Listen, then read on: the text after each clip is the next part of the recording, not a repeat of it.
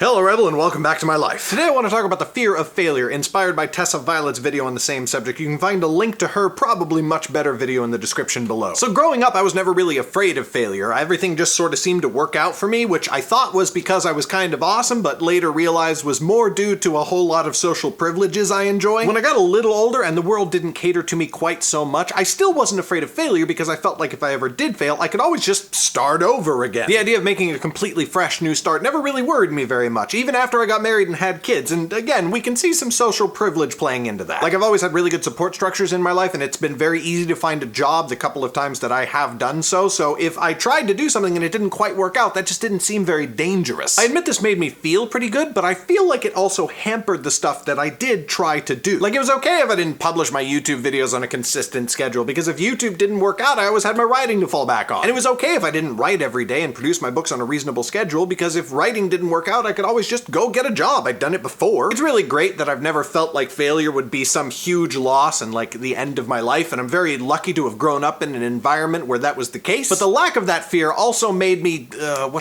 fucking lazy. So in October, after NerdCon Stories, I decided I was going to truly invest myself in this YouTube channel and treat it like a real job. Then in January, I created the Office channel in my Discord server and used that as a productivity group with myself and some other people to make sure that we actually produced the work that we needed to do. Since then, I've been treating my writing and my YouTube as real work. I do them basically every single day, no fail, and I don't get very far off schedule. Except for the last couple of weeks of Writer Wednesday videos, sorry, but we're fixing that. It's been working. I've stayed consistent. I've been more productive than I've ever been in my life. And I started expanding what I was doing, morphing from a literally self-published author to an indie publishing company where I'm even working with other authors. But along with that has come this incredibly powerful fear of failure, which is very new to me. My success or failure no longer feels like it belongs exclusively to me. It will materially affect the lives of other people, and not just people who read my books or you watching this YouTube video. That is a scary feeling, and not one I'm at all used to. Sometimes it gets a little overwhelming, although most of the time I realize that I only have that fear because I have been very lucky in my career so far. And I can see in my own actions that this fear of failure has made me more productive, better at staying in communication with people in my life, and more reliable. Though I